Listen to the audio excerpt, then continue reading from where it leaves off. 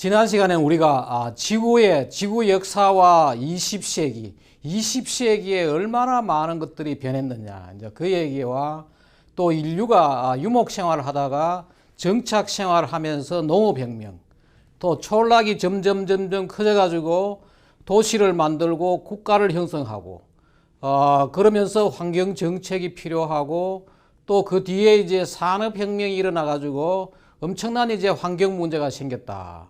산업화가 어떻게 진행되었느냐.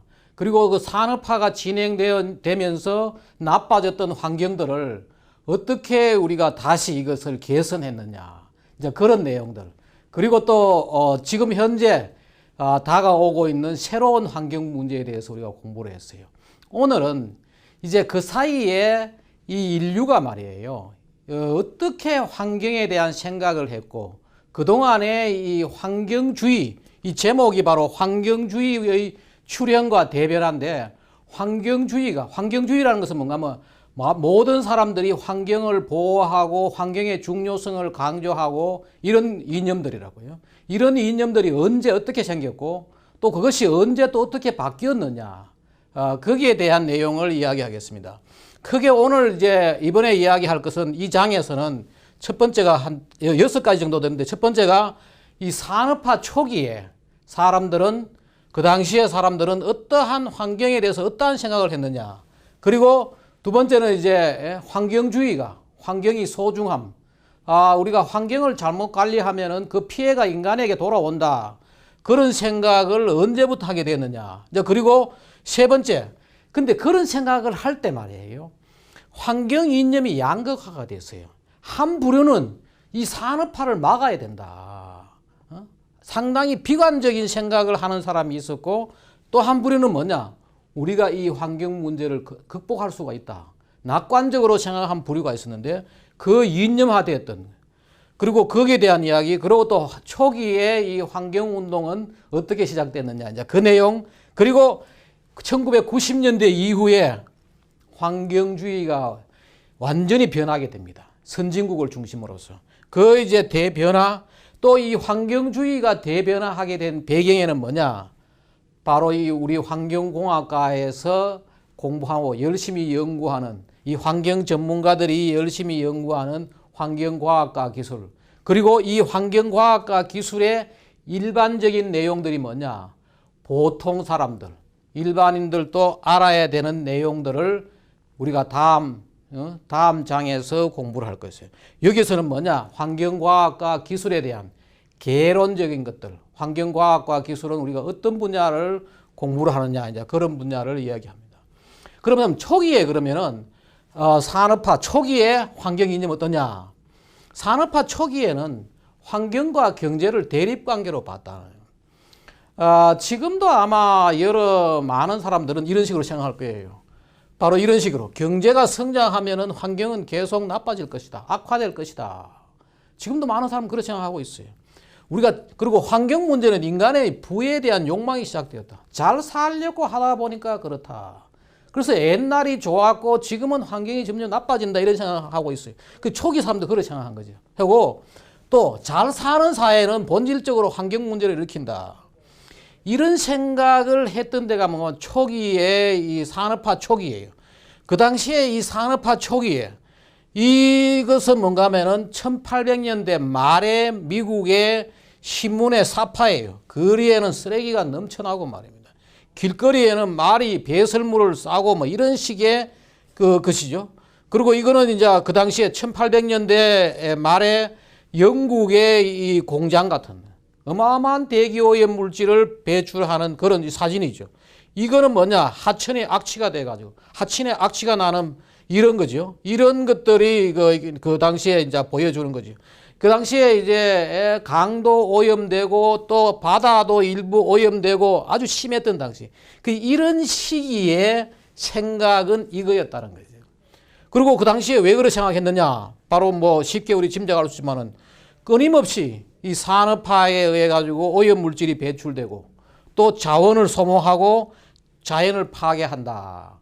이런 생각이 산업화 초기의 환경 이념이에요. 우리가 흔히 말이에요. 그 당시에 어떻게 생각했느냐? 그럴 때는 과거에 있었던 여러 가지 자료를 보고 하는데 그 뒤에 우리가 자료를 보도록 하고 또 그 당시에 하나는 뭔가 하면 그렇지만은 말이에요. 뭐냐? 그 당시에 많은 사람들은 뭔가 하면은 가난에서 벗어나기 위해서 우리가 환경을 희생하자. 그때 유럽, 미국, 일본은 우리 아시아에서 가장 먼저 산업화가 된 국가예요. 그래서 이런 일본, 미국, 유럽 이거는 이제 산업화 초기에 영국의 이 길에 워낙 대기오가 나빠가지고 마스크를 끼고 이거는 뭐냐 하면은 1960년대에 일본의 요카이치 공단에서 아침에 애들이 학교 가면서 이 악취 때문에 그 당시에 공장에서 나오는 여러 가지 냄새라든지 대기오염 때문에 마스크를 끼고 학교에 가고 또 이 미나마타 사건에 의해 가지고 기형아가 있고 이렇지만은 뭔가 하면 그 당시에 사람들은 뭐냐 가난에서 벗어나기 위해서 환경을 희생하자 이런 생각을 했어요. 그리고 또 하나 우리가 주목해 볼 거는 뭐냐 하면은 공산주의 계획 경제가 환경 측면에서는 우위다 이런 생각을 했어요. 내가 처음에 이제 1981년도에 환경 공부하러 미국에 처음 갔더니만은 그때 수업 시간에 그것도 미국의 자유민주주의 시장 경제가 만연한 그 시작을 그런 미국에서 하는 이야기가 뭔가 하면은 이 환경 문제는 자유민주주의 시장 경제가 갖고 있는 아주 암적인 존재다. 그 미국이라는 그 자유세계에서도 이 환경 문제는 자본주의의 또 자유민주주의 시장 경제의 문제라고 생각하고 물론 당연히 공산권에서는 자기들이 우위라고 생각을 했던 거죠. 다시 말해가 그러면 왜 그러냐? 자유민주주의는 바로 거주 이전의 자유로 폭발적인 도시가 만들어져요. 공산주의 계획경제는 어디에서 국가가 어디에 가서 살고 함부로 움직이지 못하죠. 지금 중국 북경에 아무나 북경에 살 수가 없어요. 그 다 공산권이 그런 식으로 그걸 하는데 자유민주주의는 어디 가서 살라나 그러니까 아무나 이렇게 거주 이전 자유가 있으니까 말이에요. 우리 서울도 마찬가지죠. 엄청난 사람들이 몰려들고 하니까 도시가 지난 시간에 이야기했지만은 환경 문제의 세 가지 큰 원인 중에 하나가 뭐냐? 인구 증가, 도시와 산업화인데 도시가 폭발적으로 생기니까 말이에요. 그리고 또 하나가 뭐냐? 시장 경제라는 것이 결국은 뭐예요? 급속한 산업화를 초래하니까. 그래서 뭔가 하면은 자유민주주의 시장 경제가 공산주의 계획 경제보다도 환경 측면에서는 나빴다. 공산주의 계획 경제가 우위였다라고 생각했던 것이 초기의 환경 이념이에요. 하지만은 지금 뒤에 가면 알지만 완전히 이것이 바뀌어집니다. 뒤에 가서 또 다시 우리 이야기하도록 하고. 그래서 그 당시에 이제 있었던 생각들을 우리가 보기 위해서는 그때 있었던 여러 가지 문학 작품들 뭐 이런 걸 보고 이야기를 하는데, The Hard Times, 시련의 시기. 이 찰스 디킨스라는 영국의 이 셰익스피어 다음으로 유명한 이 문학가라는 건데, 그 분인데, 이 사람이 쓴 책에 이런 게 나와요. 도시에는 이 시련의 시기에 나오는 거예요. 기계와 높은 꿀뚝만이 있고, 그곳에 나오는 연기는 뱀처럼 끝이 보이지 않을 정도로 길게 벗어 있었다. 그 도시에는 검은 운하가 있었고 역겨운 냄새가 나고 자줏빛으로 염색된 물이 흐르는 강이 있었다. 근데 중요한 건 뭐냐? 그래도 연기는 우리가 먹는 고기이며 마시는 물이다. 참자 이거죠. 이런 걸 보면은 그 당시 사람들은 말이에요. 여러 가지 환경 문제가 있었지만은 가난에서 벗어나기 위해서 먹고 살기 위해서 참고 지낸 거지. 이건 미국의 사례인데 내가 이 번역한 이 책인데 환경과 빈부의 두 세계라고 해요. 잭 홀랜더 버클리 대학 교수가 쓴 이제 책인데 여기 보면은 이런 말이 나와요. 이 사람이 1930년대에 오하이오 철강도시에서 자기가 자랐는데 그때를 회고하면 쓴 글이 뭔가 하면은 그 당시에 제철 공장에서 나오는 연기를 마을 사람들이 환영을 했다.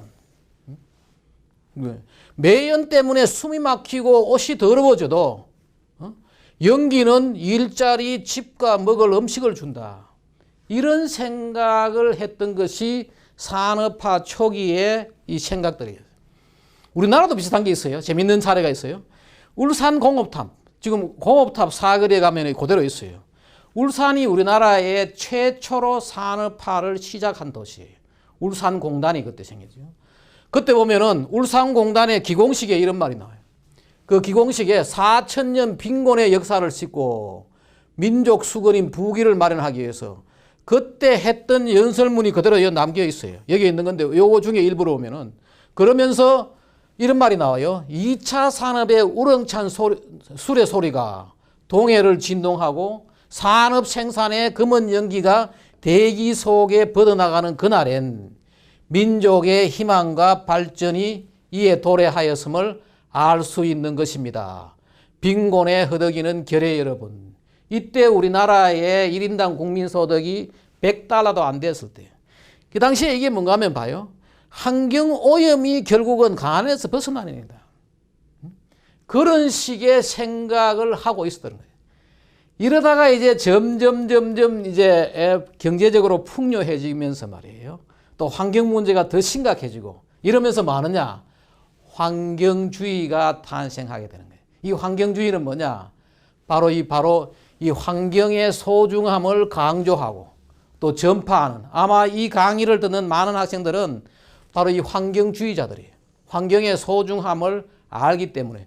영어로도 environmentalist라고 그러죠. 이런 것, 우리가 이런 것들이 이제 서서히 태어나게 되는 거죠. 만들어지게 되는데, 그러면 과거에 환경주의가 나오기 전에 인류 역사에서 오랜 환경 이념은 뭐냐? 오랜 환경 이념은 뭔가 하면은, 보십시오. 여기 보면은 자연이란 것이 워낙 이 자연재해가 엄청나게 많았는 거죠. 뭐 지진도 있고 화산도 있고 가뭄 무슨 뭐 홍수 산사태 산불 각종 여러 가지 이 자연이라는 것이 자연의 엄청난 재난들이 있고 하니까, 그리고 그 당시만 하더라도 자연의 힘이 인간의 힘을 압도했어요. 그리고 이 자연은 하나의 뭔가 하면 인간에게 두려운 존재였어요. 그러니까 그때 사람들은 뭐냐? 환경에 대해 가지고는 개념조차 없었던 거예요. 초기 옛날부터 거의 뭔가 하면 자연은 두려운 존재예요. 그리고 그 전에 뭔가 하면 인간은 자연을 마음대로 이용할 권리를 갖는데, 힘이 없어서 이용 못해서 그렇지, 힘만 있으면 당신들 마음대로 이용할 수 있는 게 이 자연이고, 마음대로 우리가 뭐 오염 이 별 생각을 안 했는 거죠. 이런 개념으로 가지고 살았던 것이 초기의 환경 이념이다. 그런데 그 옛날 이제 환경 이념인데, 초기에 그러면 환경주의는 언제 등장했느냐? 흔히 이렇게 이야기해요. 모든 것들이 기록에 남아 있어야지 우리가 찾는데, 우리나라도 물론 이런 조금의 기록이 있습니다. 그런데 전 세계적으로 언제 잘 남아있는 기록이, 환경주의에 대한 기록이 잘 남아있느냐? 미국의 1800년대 말에 있었던 이것을 우리가 초기의 환경주의라고 얘기를 해요. 바로 19세기 말, 바로 1800년대 말이죠. 그 당시에 뭐냐? 자연보호주의자가 등장하기 시작한 거죠. 우리가 함부로 자연을 파괴하면은 그것이 결국은 인간에게 돌아온다. 그리고 인간은 자연의 아들이다. 그리고 인간은 자연을 정복해서는 안 된다. 이런 생각들을 하고 그 당시에 일부 지식인들이 여기에 동조하고 시작했네. 그러면 왜 이런 생각을 하게 되느냐? 그때 뭔가 하면은 미국이 엄청난 서부 개척을 한 거예요. 자연 파괴를 한 거예요. 농장을 만들고 목장을 만들고 광산을 캐고 하면서 어마어마한 자연 파괴가 이루어졌는데, 이것을 처음으로 이론적으로 기록에 잘 남기고 그 당시에 했던 사람이 누군가 하면 존 미어라는 사람, 지금도 유명한 사람이에요. 시에라 클럽도 참 만들고 했던 그런 사람이 이 사람이죠.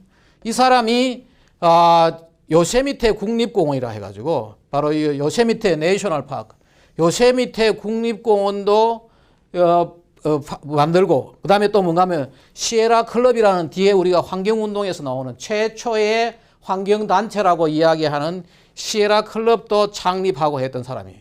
그때 이 사람을 기념하기 위해 가지고 캘리포니아 주에서는, 바로 여기 요세미테 국립공원이 캘리포니아 주에 있어요. 미국에. 캘리포니아 주에서는 이런 그 플라그도 만들고 또 스탬프도 만들고 했던 굉장히 유명한 사람이에요. 바로 존 미어가 자연보호주의자로서 처음으로 이 자연에 대한, 이 환경에 대한 환경주의를 처음 이렇게 개념화하고 기록으로 남겨가지고 지금도 우리 환경과학에서는 중요한 어떤 이념적인 또 그러한 역사적인 인물로 기록을 하죠. 이분들과 이렇게 이 사람하고 같이 활동한 사람이 또 누가 있느냐? 흔히 우리가 이 세 사람, 존 미어하고 기포드 핀초, 데오도로 룰베르트 이 세 사람을 중요한 이 환경주의, 초기 환경주의자라고 우리가 얘기를 하는데 바로 이 기포드 핀처라는 사람이 뭔가 하면은 미국의 첫 번째 산림청장이에요. 이 사람도 여기에 동조하면서 미국의 초기 개척 시대에 자연이 파괴된 것을 막고 이 산림청이라는 것은 우리나라도 1960년대에 산림청이 생겼죠. 그래서 나무를 심고 했는데 이쪽에서는 뭐냐? 그 20세기 초에 산림청을 만들고 했던 거죠. 그 다음에 여기에 바로 이 사람은 또 후에 미국의 펜실베니아의 주지사도 했던 이런 사람이에요. 그리고 특히 또 그때 환경주의가 미국 전역에 이렇게 잘 정착될 수 있던 것은 뭐냐? 바로 이 데오도로 루즈벨트 대통령이에요. 테디 루즈벨트 대통령. 미국의 이 환경 대통령이라고 이야기를 해요. 26대 대통령인데 이 사람은 자연이 파괴되는 걸 막기 위해 가지고 미국의 국토의 3분의 1을 연방정부로 했어요. 연방정부로. 상당히 잘한 거죠. 그래서 미국은 지금 현재 미국 땅의 이 3분의 1이 연방정부 땅이라 가지고 굉장히 이 자연을 관리하기가 좋고 또 거기에다가 뭐냐면은 또 자연을 도로를 내고 뭐 여러 가지 국가적인 어떤 기관 시설을 만들 때도 아주 지금은 상당히 좋은 거죠. 바로 이 사람들이 이제 요세미테 국립공원에 가서 기포드 핀초하고 이 두 분이 찍은 거고 유명한 만화 재밌는 만화가 있어가지고 내가 이어붙였는데 바로 이 사람이 나이 42살에 대통령이 돼가지고 국립공원을 만들었다.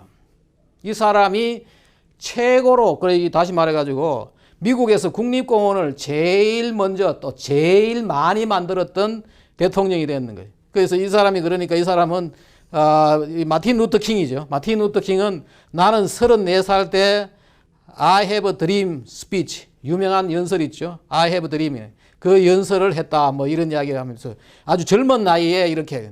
근데 여기서 우리가 한 가지 있잖아요. 잘 기억해야 될 것은 뭔가 하면은 초기 환경주의는 도시가 아닌 우리 생각은 도시의 환경 문제가 더 심할 것인데 도시가 아닌 이 시골에서 농장, 목장, 광산 이런 농장 개발이라든지 목장 개발이라든지 광산 개발 이걸 막기 위해서 시골에서 시작됐다는 거예요. 그리고 자연 보호를 위해서 먼저 시작되는 거죠. 그래서 우리나라도 비슷해요. 우리나라도 1960년대에 먼저 이 자연보호 운동을 했어요. 그러다가 이제 70년대 와가지고 공해 방지. 그 환경 문제에서는 그 당시만 하더라도 크게 두 가지가 자연을 우리가 어떻게 잘 보호하느냐. 그런 문제하고 그 다음에 뭐냐 하면은 바로 이 대기오염, 수질오염, 이 공해 문제. 근데 우리나라도 그렇고 미국도 그렇고 뭔가 하면 초기에는 바로 자연보호, 거기에서 환경주의가 시작되었다. 그럼 도시에서는 어떻게 했느냐? 도시에서 그 당시에 말이에요. 도시에서도 물, 대기, 쓰레기 뭐 심각한 환경 문제가 있었어요. 환경 문제가 있었는데 그때 그러면 환경주의가 도시에서는 안 생겼느냐? 초기에는 안 생겼어요. 물질적 풍요를 위해서 참자. 우리가 잘 살려고 하니까 이 정도는 참고 살아야 되지 않느냐? 그렇게 했는데 어떤 일들이 벌어졌느냐? 미국의 이 펜실베니아 주에서 도노라 사건, 또 런던 스모그 사건, 그 도서관에 학생들 찾아가서 내가 쓴 환경재난과 인류의 생존 전략 보면은 그 당시에 사건들이 다 나오고 그 당시에 그림들이 또 뭐 여기 보면은 이 도노라 사건에서 있었던 사람이 죽어나가고 했던 그런 거고 이거는 영국 런던의 런던 스모그 사건. 뭐 거의 일주 만에 4,000명이 죽고 했던 그런 사건들에 대한 이런 사건들이 겪었는 거예요. 이런 사건들을 겪으면서 야 이게 참을 것이 아니구나 이제 참을 정도가 지났다 그런 생각을 하게 된 거죠. 그래서 도시에서도 뭔가 하면은 이제 서서히 1960년대를 중심으로 해가지고 물론 그 전부터 50년대에 여러 가지 운동이 있었죠. 그러면서 이제 60년대에 와가지고 새로운 환경주의가 도시 산업지역에서 생겼는. 그게 뭐냐? 사람들이 이제 물질적 풍요보다도 건강하고 쾌적한 환경을 우리는 원한다. 그 도시를 중심으로 반공의 운동이 생기게 된 거죠. 1950년대에 미국이 캘리포니아 LA 지역이 다 이게 LA 지역인데 캘리포니아 LA 지역에서 뭐 어떻게 했느냐. 대기오염이 뒤에 우리가 보자면 광학 스모그 현상이 처음 밝혀진 게 어딘가 하면은 미국의 캘리포니아의 로스앤젤레스 지역이 거기에 여러 가지 스모그, 광학 스모그 문제가 생기니까 반대하는 이런 시위도 하고 말입니다. 그 당시에 이 반대 시위들이. 그러고 그때 보면은 이런 일도 있었는 거죠. 그 LA에서 조금 떨어지면은 사막이 있는데 그 사막 가서 아주 공기를 풍선에 담아가지고 50센트에 팔고 했던. 그때 이런 거 보면은 굉장히 대기 오염이 심했다. 그리고 이 65년도에 봐요. 비틀즈. 그 당시에 그 영국의 지금 같으면 우리 방탄소년단 같은 사람들이 영국의 비틀즈 스모그 마스크를 끼고 시위를 하고 있다. 그리고 또 60년대에 또 어떤 중요한 일이었냐. 학생들 아마 도서관에 가서 침묵의 봄이라는 책을 한번 봐요. 62년도에 침묵의 봄이라는 게 나왔는데 이 침묵의 봄은 뭐냐. 농약이 그때만 하더라도 많은 사람들은 농약 때문에 해충을 방지하고 식량 생산을 많이 할 수 있었고 아주 혁신적인 것이라고 생각했는데 농약이 자연을 병들게 하고 인간의 생명을 병들게 한다는 것을 알리게 됐고 이것이 결국은 뭐냐. 미국의 EPA, 우리나라 같으면 환경부지요. 그게 1970년도에 만들어지게 했고 또 많은 환경운동이 생기게 했던 중요한 20세기를 바꾼 100권의 명저 중에 하나가 하는 거죠. 이게 62년도에 나와가지고 많은 사람들에게 이 환경 문제의 소중함을 알리게 된 거죠. 그러면서 우리가 뭐라 그러냐. 드디어 70년대에 와가지고 미국과 유럽에서는 뭐라 그러냐 하면은 Decade of Environment, 환경의 10년이라. 데케이드라는 게 바로 10년을 말하지. 그래서 미국에서는 70년대를 환경의 10년에 환경 문제가 굉장히 중요한 60년대는 뭐냐. 미국에서 데케이드 휴먼 라이트, 인권의 10년, 마틴 루터 킹이 나오고 뭐 이래가지고 그런데 70년대에 굉장히 환경이 중요한 이슈가 되었다. 그런데 이 환경 이념이 말이에요.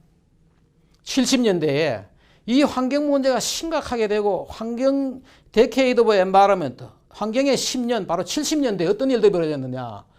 환경을 보는 시각이 두 개로 나누어진 것이죠. 환경 비관주의 에코 패시미즘하고 환경 낙관주의 에코 옵티미즘 이라고 두 부류가 나누어지겠어요. 환경에 대한 생각이 두 가지로 나누게 되는데 이 환경 비관주의는 뭐냐면은 바로 지금도 이 환경운동 하는 사람들의 대부분 다가 뭔가 하면 이 환경 비관주의에 입각했어요. 그리고 이것은 뭔가 하면은 기업 자본주의를 공격하는 수단으로 바로 이제 기업 자본주의 때문에 산업화 때문에 환경이 나빠졌기 때문에 이 산업화, 환경, 이 기업화 이걸 막지 않으면은 지금의 환경 문제를 우리가 막을 수가 없다. 이런 생각을 하는 데가 뭔가 하면 환경 비관주의. 환경 낙관주의는 뭔가 하면은 낙관주의라는 말이 낙천주의하고는 좀 달라요. 낙관주의는 뭔가 하면은 옵티미즘은 행동하는 긍정주의예요. 우리가 이 환경 문제를 해결할 수가 있다. 과학과 기술로 가지고 또 법과 제도로 가지고 해결할 수 있다. 그리고 이것은 결국은 학문 발달을 촉진하고 산업의 친환경 진화를 할 수 하고 이런 과정을 겪는 거죠. 근데 이 재밌는 현상들 중 하나는 뭔가 하면은 그 당시에 70년대, 이 1970년대 유명한 사진이 하나 있어요. 이게 뭐냐. 그 당시에 대기오염이 워낙 심해가지고 대기오염이 워낙 심하고 그 당시에 대기오염의 주 원인이 뭐냐. 바로 이거예요. 자동차 때문에. 자동차가 70년대의 자동차는 지금의 자동차가 내뿜는 대기오염의 100배를 많이 내뿜는 거예요. 그러니까 이 사람들이 뭐냐. 뭘 하는가 하면은 바로 이 환경운동 그 당시에 이제 지구의 날에 환경에 관심 있는 학생들이라든지 이런 사람들이 모여가지고 뭐 했느냐. 자동차를 부수는 거예요. 자동차를 부수고 이 자동차 때문에 우리가 숨을 못 쉬고 죽겠다 하면서 자동차를 부수는 이 퍼포먼스를 하는 거죠. 하고 뭐냐. 집에 갈 때 다 차 타고 집에 갔다는 거예요. 그 우리가 문명을 거부를 할 수 없는데 그래서 보통 이 환경 비관주의자들이 갖는 것은 뭔가 하면은 과학적인 근거가 약간 부족한 경우도 많아요. 그리고 환경 문제에 오버 액션하고, 이 바로 자기 모순, 이 사람 자기 모순이죠. 자기가 그냥 자동차 때문에 차를 못 타겠는데 아주 내가 도저히 이 때문에 숨도 못 쉬겠다. 근데 그걸 부수고 하고 나니까 집에 갈 때는 차를 안 타니까 도저히 할 수가 없는. 그리고 또 과학적 근거도 상당히 부족한 말이에요. 지금 우리나라도 한때 많았죠. 인천에 공항 만들 때 말이에요. 환경단체가 뭐 했느냐. 또 거기에 참여하는 일부 교수들도 비행기가 뜨면은 새하고 부딪혀가지고 비행기가 못 뜨고, 땅이 꺼져가지고 공항을 만들면은 바닷가에서 땅이 꺼지고, 뭐 오만 같은 과학적인 근거가 없이 그런 거 하고, 또 하나가 뭐냐, 너무 과잉 반응을 하는 거예요. 이런 유의 사람들이 뭔가 하면 환경 비관주의. 70년대만 하더라도 이런 사람들이 훨씬 더 서구 사회에도 많았다는 거죠. 그러나 이 낙관주의자들은 뭐냐, 행동하는 긍정주의. 이 문제를 해결할 수 있다. 열심히 연구를 하고, 그래서 이때 뭔가 하면 미국에서는 환경공학과, 환경과학과, 뭐 환경 관련 학교들이 많이 생긴 거죠. 우리나라는 주로 80년대, 90년대 생겼는데. 그래서 그리고 또 학문 발달을 촉진시키고, 산업도 여러 가지 뭐 공장, 제철, 제련, 제지 그런 공장들도 대기오염을 적게 내뿜고 수질오염을 적게 내뿜고 하는 그런 식으로 친환경으로 진화하는 그러한 것이 뭔가 하면 우리가 바로 흔히 환경 낙관주의다 그런다. 바로 이 환경과학과 기술을 연구하고 법과 제도를 강화하고 그리고 환경산업을 발달하게 되는, 이렇게 바로 환경 낙관주의. 우선 그 환경 비관주의의 대표적인 것은 뭐냐, 바로 이거예요. 이 사람들이 주장이 아까 이야기했지만 바로 이거죠. 산업 문명을 거부하지 않으면은 인류는 아주 âm울한 미래만 있다. 대표적으로 그 당시에 기록을 남긴 사람이 뭔가 하면 스탠퍼드 대학교의 폴 에헐리라는 사람이 이 사람이에요. 이 사람이 곤충학자인데, 이 사람은 뭔가 하면은 마치 사람이 그 당시에 인구가 막 늘어나니까, 2차 세계대전 이후에 인구가 엄청나게 늘어나니까, 인구가 엄청나게 늘어나가지고 80년대에 사람들이 다 많이 굶어 죽을 것이다. 식량이 부족하고 뭐 엄청난 비관주의. 사람을 마치 파리 모기로 생각했는지, 나중에 이 사람이 다 뭐라 그러냐, 일종의 말이 좀 그렇지만 환경 사기꾼이었다. 거짓말을 했던 사람으로 찍힌 거지. 인구 population bomb 이런 책을 썼던 사람이 굉장히 비관적으로. 또 한 사람은 뭐냐, 로마 클럽 성장의 한계. 이 MIT의 데니스 메도우라는 사람이 또 성장의 한계, 이 70년대에 나온 책인데, 72년에 나온 책인데, 이 사람도 뭐냐, 석유는 1980년대 되면은 석유는 다 떨어져 버리고 모든 자원이 고갈돼 가지고 또 여러 가지 환경 문제 때문에 경제 성장을 더 이상 할 수 없을 것이다. 그 당시에 그러고 컴퓨터로 가지고 이걸 예측을 했어요. 엉터리 예측을 해가지고. 지금은 뭐냐, 이 사람도 다 이제 거짓말이 됐다는 거예요. 봐요. 그리고 에른스트 슈마 같은 사람은 작은 것이 아름답다. 경제가 작은 성장보다는 이 작은 경제가 좋다. 이런 식으로 이제 비관주의자들이 있었던 거죠. 반면에 낙관주의자가 있었어요. 낙관주의자들이. 이 사람들이 아까 이야기했지만 뭐냐, 과학과 기술의 발달과 법과 제도 개선으로 환경 문제는 해결할 수 있다. 이 대표적인 게 바로 존 매독스라는 사람. 이 사람이 영국의 네이처지의 편집장이었어요. 이 사람이 쓴 The Doomsday Syndrome이라는 게 An Attack of Pessimism. 다시 말하면 비관론자에 대한 공격으로 자기가 쓴 책이에요. 종말의 논증후군. 이 너무너무 이게 종말에 대한 어떤 그런 âm울한 얘기를 하니까 안 그렇다 이거지. 인간은 과학과 기술로 이런 환경 문제를 해결할 수 있다. 그리고 허만 칸이라는 그 당시에 유명한 말이에요. 미래학자들이.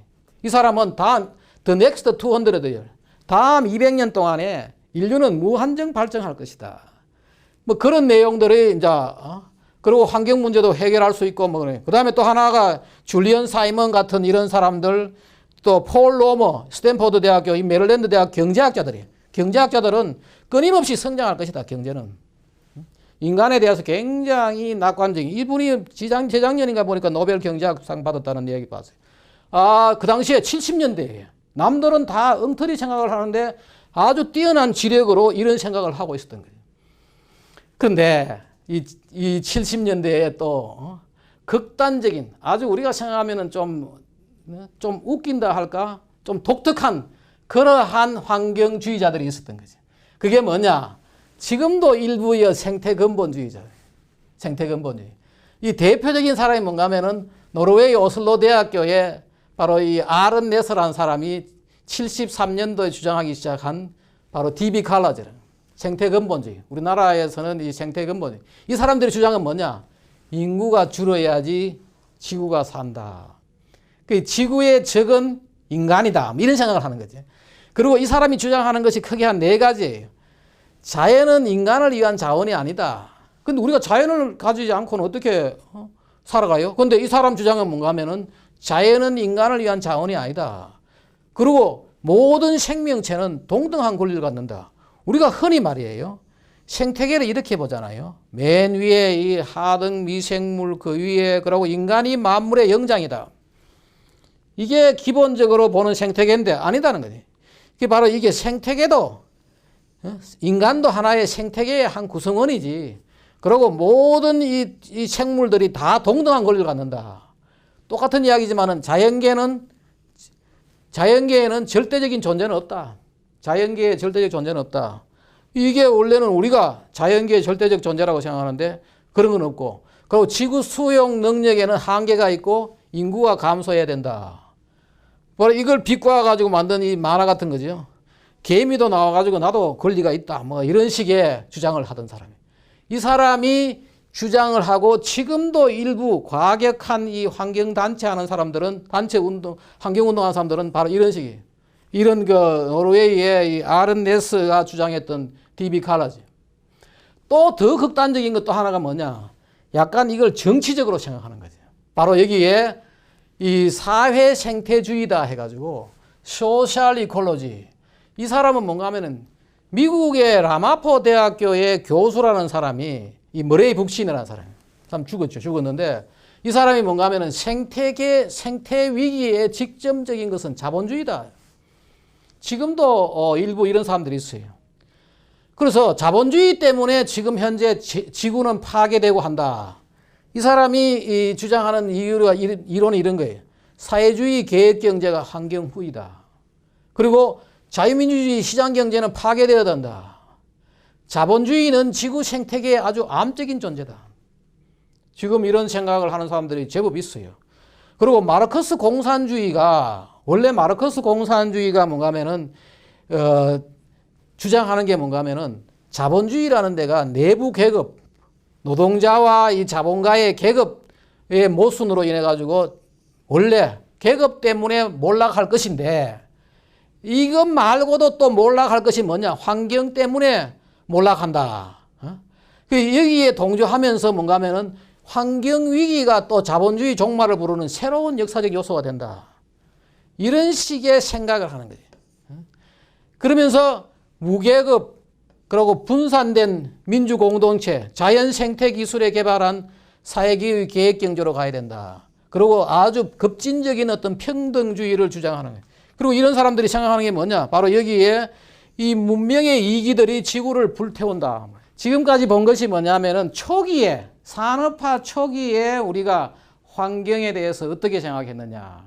그리고 이제 환경의 소중함, 이 환경을 잘 우리가 관리를 해야지 인간이 건강하고 쾌적한 환경에 살 수 있다. 또 우리가 지구의 자원을 잘 보존해야 되겠다. 이런 생각을 하게 된 환경주의가 언제 어떻게 출현했느냐. 그리고 이제 또 환경에 대한 개념이 그 당시에 양극화되어 있었다. 요 앞에서 우리가 3가지를 봤어요. 보고 다음에 다시 그 뒤에 일어났던 여러 가지 환경운동에 대해서 보도록 합시다.